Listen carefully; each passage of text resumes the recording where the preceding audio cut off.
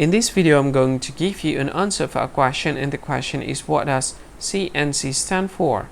What does CNC stand for? Now I'll give you a list of the options. Now I will give you the answer for the question, and the answer is computerized numerical control. So that is the answer for the question, computerized numerical control. Hello everyone, thank you so much for watching this video. If you think this video is very useful, you can help this channel to grow by subscribing this channel. It's very simple, just click the subscribe button and don't forget to turn the notification on.